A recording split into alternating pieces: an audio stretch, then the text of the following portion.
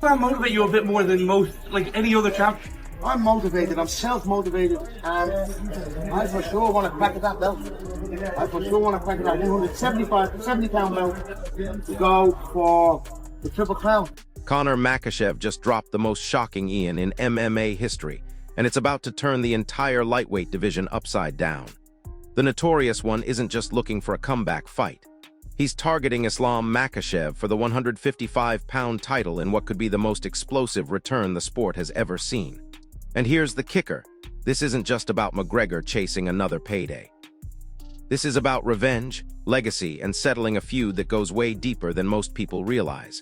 Khabib is hunting for that historic Triple Crown, aiming to become champion in a third weight class, but there's something way more personal driving this Makhachev. The bad blood between McGregor and Makhachev team never died. It just went underground. And now it's exploding back to the surface in the most dramatic way possible. I'm motivated, I'm self-motivated, and I for sure want to crack at that belt. I for sure want to crack at that 70-pound belt to go for the Triple Crown. And what a fight that would be, you and Islam. That'd be crazy, wouldn't it, after all these years? A good strength, southpaw. It was a good performance out of him, and fair play to him. He had the courage to do it, to go up. So yeah, I'm excited for it. Let's see what happens. Let's get back in the mix. But here's where it gets absolutely wild. Islam Makhachev didn't just decline the fight, he straight up disrespected Ian in a way that's got the entire MMA world buzzing. Gary publicly questioned whether the Irishman even deserves to step back in the octagon, then delivered the ultimate insult by saying Kamaru wouldn't be welcome in Dagestan. Think about that for a second. This is the same kind of dismissive attitude Usman's showed, but Gary is taking it even further. He's not just rejecting the fight, he's rejecting Usman as a legitimate contender. And you know what's crazy? Usman has every right to feel this confident. The guy's been absolutely dominant, finishing fights that Gary struggled with, and he's got that same suffocating grappling style that gave Gary's nightmares. This rejection isn't just about one fight, it's about respect, and Makhachev just made it clear he has zero respect for what McGregor represents right now. McGregor? No, I don't think. Too much drunk, too much marijuana. What if he came to Dagestan and you trained him? Could you get him right? Who? McGregor. That guy's not stepping foot in Dagestan. Yeah. He's not going Not there. allowed. Could you guys fix him? No. Too far, too gone? He's never gonna come to Dagestan. And Now listen to this part because it gets even more complicated. Ian Callout just threw a massive wrench into the lightweight title picture by completely destroying Makhachev-McGregor championship hopes. McGregor didn't hold back, calling any discussion of Callout getting a title shot absolute rubbish. And honestly, the numbers back him up. McGregor has exactly one win since 2021. One. That's not the record of someone who deserves to skip the line for a title shot, especially when hungry contenders like Khabib's are putting in serious work. But here's what makes Khabib comments so brutal. He's not wrong. Usman's been coasting on his past achievements while other fighters are grinding through dangerous opponents and building legitimate cases for title shots. Makhachev basically saying what everyone's thinking, but nobody wants to say out loud. Past accomplishments don't guarantee future opportunities. Scream and shout and fight anyone in the world. That fight's not happening. Kamaru Usman is irrelevant. He's had one win since 2021. He's the last one down the list who deserves a title shot. The fact that we're even mentioning his name amongst this title contention is bollocks. He's nowhere near the top. He had one win over a guy who's had nearly double digits lost in the UFC and Joaquin Buckley. And get this, Ariel Helwani, who's usually diplomatic about these situations, came out swinging in support of Ian Gary's championship claims. Helwani pointed out that Gary's been incredibly active, taking 3 high-stakes fights in just 1 year, including stepping up on short notice when other fighters wouldn't. That's the kind of reliability the UFC loves, and it's exactly what separates real contenders from guys just looking for easy money fights. Helwani emphasized that Gary's not just winning, he's winning against quality opponents while staying busy and building momentum. Compare that to fighters who cherry-pick opponents or sit out waiting for perfect opportunities. Gary's proving he belongs in title conversations through actions, not just words. And when a respected journalist like Helwani starts making those kinds of statements, you know the tide is turning in someone's favor. This is a great quote here. What the fuck has Ian Gary done the last couple of years? Kamaru Usman is a legend. He was offered Shavkat last November. Who ended up fighting Shavkat last December? Ian Gary. Kamaru accepted the fight. Okay, well, see, Kamaru Usman is one of the biggest names in the division. When you're Issa Makhachev, you want to have legacy on your name. So he's trying to paint the picture as to why Kamaru deserves this fight. Kamaru Usman, as we said, has one win in the last 4 years, right? He had a 3-fight losing streak, and prior to this fight, he had not won a fight since 2021. Ian Gary, in the last year, has fought 3 times, including against Shavkat, short notice fight, short notice main event against Carlos Prates, beat him, and then beats the former champion Bilal Muhammad. He has done more in the past year and has won more in the past year and has helped out the UFC more in the past year than Kamaru Usman has in the last 4 years. So the what the F has Ian Gary done is a crazy, crazy comment. Again, I have no problem with him campaigning for his guy, but like, we have to also look at it. But wait, it gets worse for Usman's title hopes. Carlos Prates, despite acknowledging Usman's legendary championship run, dropped some harsh reality about where the former champion currently stands. Prates pointed out that Usman is ranked number 9 in the division. Number 9. Let that sink in. A guy ranked 9th is being discussed for an immediate title shot while active contenders are fighting tooth and nail just to break into the top 5. Prates made it clear he'd be genuinely upset if Usman jumped ahead of more deserving fighters, and you can hear the frustration in his voice. This isn't just about rankings, it's about fairness and maintaining the integrity of the sport. When legends get special treatment just because of their name recognition, it sends a terrible message to the hungry fighters grinding their way up the ladder. Kamaru won the fight for the belt, you know. Also, Kamaru and Makhachev, they have the same manager. So let's see how it's gonna work. But also, he's number 9 on the rank. But also, he's the GOAT of the welterweight division. So Nah, come on. Wait, first of all, he ain't no go to the welter. Have you heard of a guy named George St. Pierre? I know that guy, but I prefer Kamaru. Nah, come on, Carlo. I like you. It would be okay if Kamaru gets the title shot against Islam next. Of course, no. I would be sad because I won the title shot against. Yeah. Do you think he is deserving, though? As you say, he's the GOAT. In your opinion, do you think he is deserving? No, I don't think he's deserved. But also, like I said, he's the GOAT for me. Here's where the story takes a surprising twist. Kamaru Usman, instead of defending his own title shot claims, started praising Carlos Prates as championship material. Usman highlighted Prates' mental approach, his hunger to compete at the highest level, and that relentless champion's mindset that separates good fighters from great ones. It's almost like Usman knows his time has passed, and he's trying to position himself as a kingmaker rather than the king. But there's something deeper happening here. Usman's acknowledging that the new generation is taking over, and fighters like Prates represent the future of the division.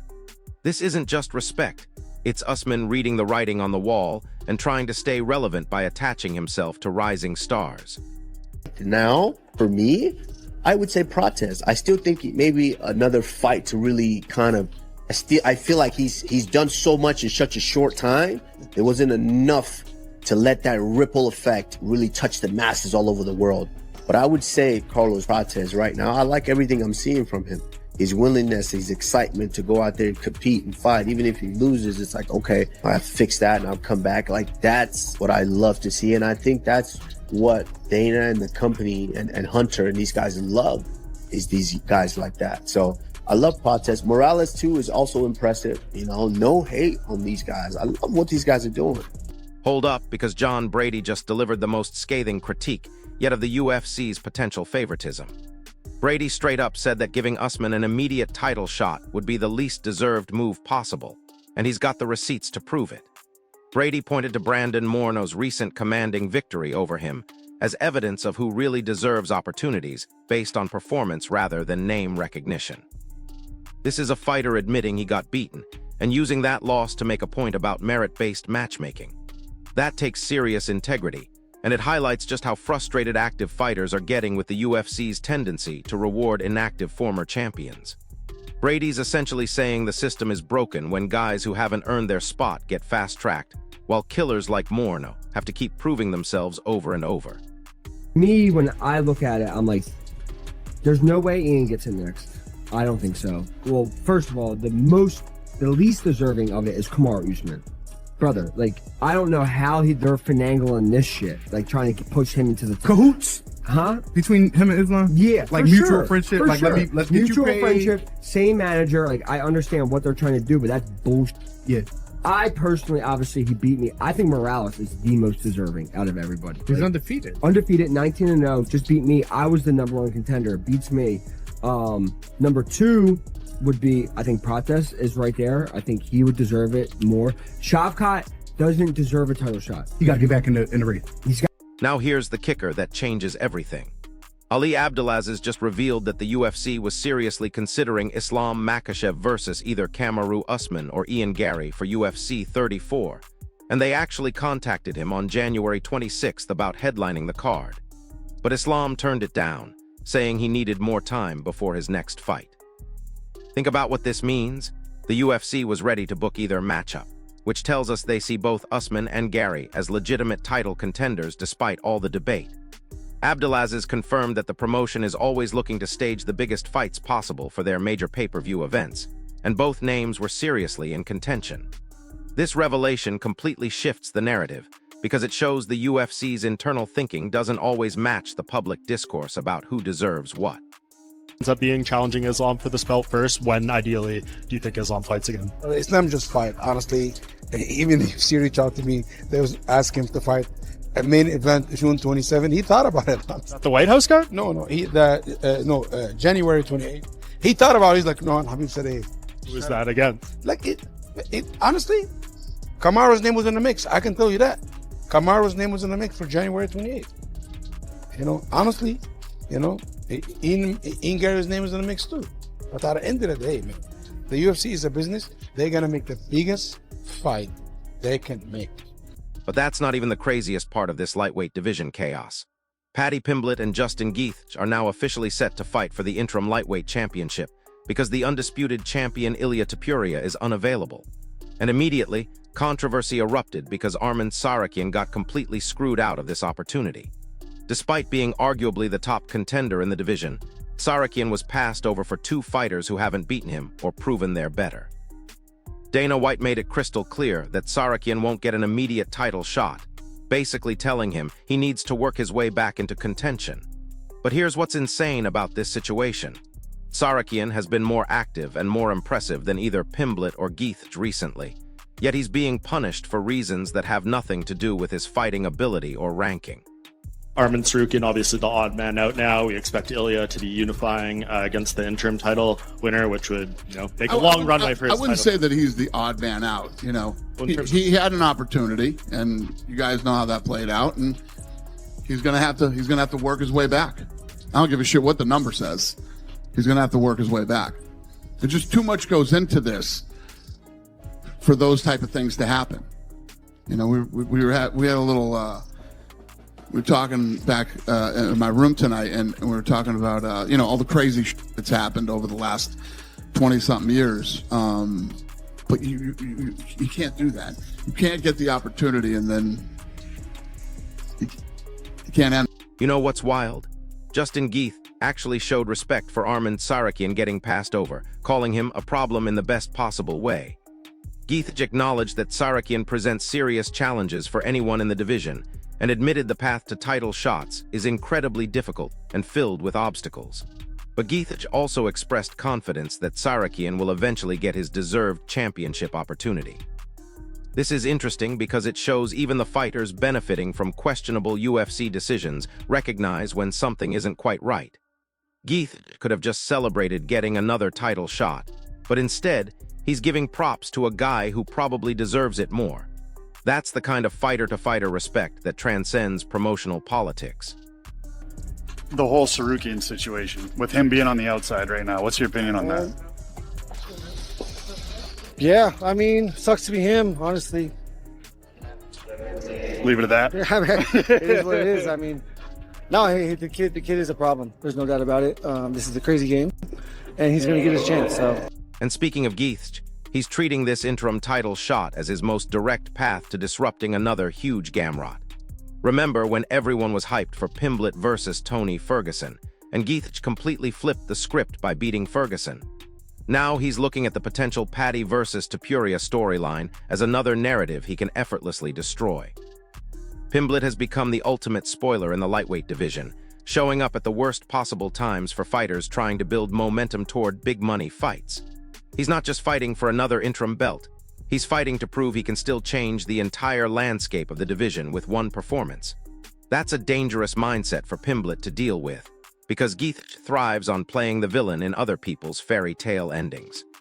That interim belt, you threw it on the ground in the cage, says it wasn't the priority for you. Do you have different feelings towards it this time and what it could mean at this point in your career? Yeah, I mean, it wasn't that it wasn't a priority. It was that I knew Khabib was next. And if I was going to sit there and think that I was any kind of champion with that belt, with Khabib being next, I think I was, going to be foolish. I needed that mindset to prepare for that fight, and he beat me. And but ultimately, like I said, this gets us paid as a champion, and it definitely gives me the chance to fight Ilya. I want to fight Ilya.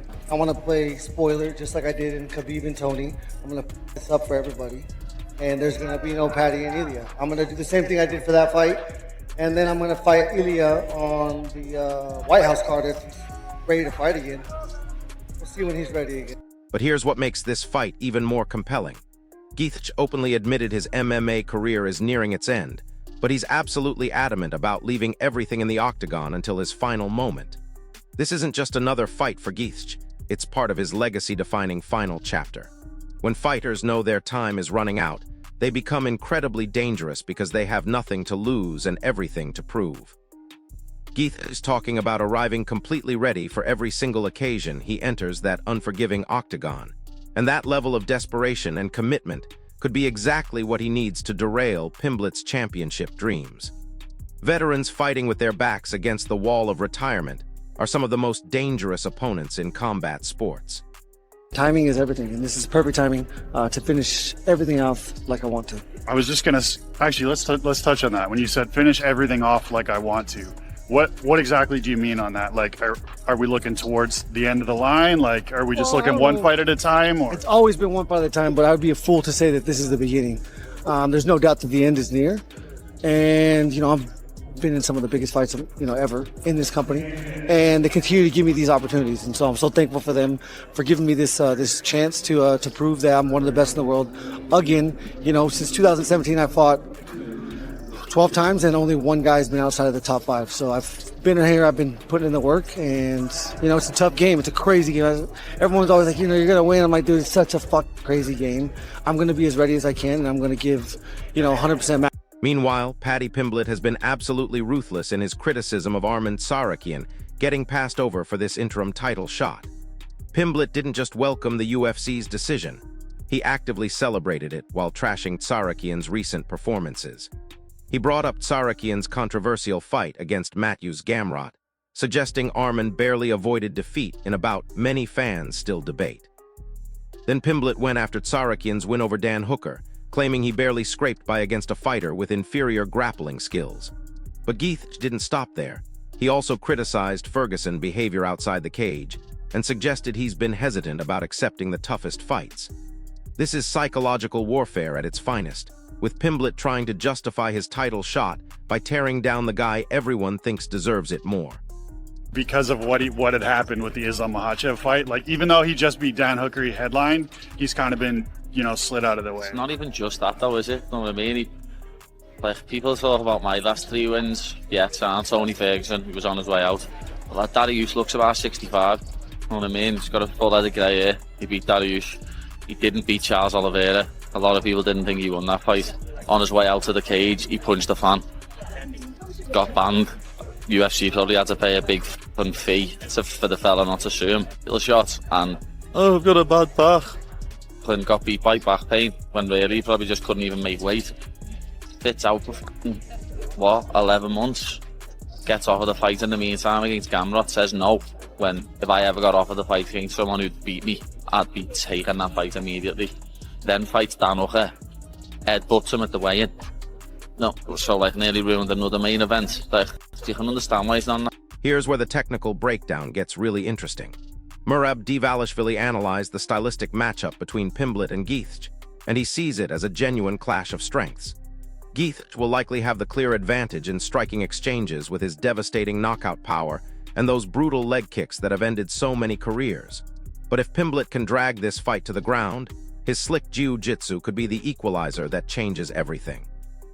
The commentator pointed out that it's genuinely difficult to predict how this contest will develop, which makes it one of the most intriguing interim title fights we've seen in years. Both fighters have clear paths to victory, but they'll need to impose their game plan while preventing their opponent from implementing theirs.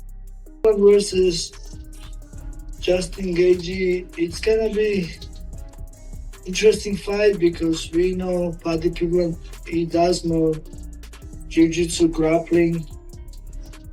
If they go striking, I think Justin will beat him. But if they try more grappling, then Paddy got this, and who knows what they're gonna do, you know? Either what kind of fights they will show. And yeah, I don't know who will be winning. Both can win. But get this, Dvalishvili doesn't think either Pimblett or Gietz can actually beat the reigning featherweight champion Ilia Topuria when he eventually returns. He described Topuria as possessing elite striking skills, incredibly reliable wrestling, and superb jiu-jitsu, creating a complete skill set that neither interim title challenger can match. Dvalishvili's basically saying this whole interim title fight is just determining who gets to lose to Topuria next. That's a brutal assessment, but it highlights just how dominant Topuria has been and how much respect he's earned from fellow fighters. If Dvalishvili is right, then Pimblett and Gietz are fighting for the privilege of getting destroyed by a superior champion. Yeah, they have no chance against Ilia. Either Paddy or Justin, you know. Ilia, very good champion. We know he hits hard, and also he is good wrestler, good jiu-jitsu. Tony Ferguson threw his support behind Paddy Pimblett, and his reasoning reveals something fascinating about fighter psychology. Ferguson suggested that Gieth's motivation might not be as high for a second interim title, while Pimblett is burning with the hunger that comes with pursuing his first major UFC championship opportunity. Ferguson theorized that Gieth's continuous frustration from failing in past undisputed title bids could significantly affect his mental fortitude and performance. This is the kind of psychological edge that can determine fight outcomes at the highest level. When one fighter is desperately chasing their breakthrough moment, while the other is dealing with the weight of previous disappointments, that mental dynamic becomes just as important as technical skills or physical conditioning. For the interim belt, who do you think wins that fight? Patty. Only because Justin doesn't want another interim belt. I mean, like, that's just it. You could tell, like, as soon as, like, when we were fighting, like, I prepared for a different guy. Like, I'd be real. And it was like, I want to go in there and, like, just, that's not about me anyways. We'll talk about Gaethje and Patty. Patty's not bad, dude. Patty's not bad. He's very beatable, and Gaethje's very beatable as well. But when it goes into the passion and how upsetting Justin Gaethje has always been about not getting that real title shot, and they just keep dangling it right there again. Ferguson elaborated on his prediction, emphasizing that Pimblett holds a crucial mental advantage because he's brimming with infectious eagerness and undeniable drive. In sharp contrast, Ferguson believes Gietz is still visibly burdened by the emotional weight of his previous title losses. This raw hunger versus battle-tested experience dynamic creates one of the most compelling psychological storylines in recent memory. Ferguson's picking the younger, hungrier fighter, entering an exciting new stage of his career over the seasoned veteran who's been through the championship heartbreak multiple times. But Ferguson also acknowledged that both fighters need to bring their absolute best, because this level of competition doesn't forgive mental lapses or physical mistakes. For a new treat, right? Patty's the one that's never fought for a belt. he's going in there. He's going to be trying to, get that stuff. He's going to feel a little bit more fresher. He's going to have that little bit of excitedness, in my opinion. So if I was going to the book and I was going to try to place the bet, I mean, I would go with the new kid that's going in there and that's going in there for the new opportunity, rather than the old kid that fought for the belt, disrespected it, threw it on the fucking ground, and didn't give a shit for it. In my mentality, that's how he's going to be again. It's going to go for batting, in my opinion. So best of luck for both of them out and knock each other. Now here's where the criticism of this entire situation gets really intense. Pat Brown strongly disapproved of awarding Pimblett the interim title shot instead of the clearly deserving Arman Tsarukyan, and he didn't hold back in explaining why this decision damages the sport's integrity. Brown argued that this choice reveals the immense, almost unchecked influence that a single promoter wields over titles and official rankings, and he believes that kind of centralized control is absolutely not beneficial for MMA's long-term health. Brown's essentially saying the UFC is prioritizing entertainment value and marketability over genuine merit, which sets a dangerous precedent for how title shots get distributed. When deserving fighters get passed over for more marketable options, it undermines the entire competitive structure that makes combat sports meaningful. They're saying Patty's more popular, you're getting it over Arman. Yeah, it's kind of sad, right? And that's, I mean, God, I hate how I kind of get into this too much, but I mean, that's really that's the definition of, a monopoly where a single promoter owns the title and the rankings. And it's not a good thing for. Brown took his criticism even further, challenging the long-term consequences of the UFC's current matchmaking philosophy. He firmly believes that strategic moves made solely for immediate pay-per-view sales and short-term buzz might generate quick excitement, but they won't maintain the sport's credibility over time.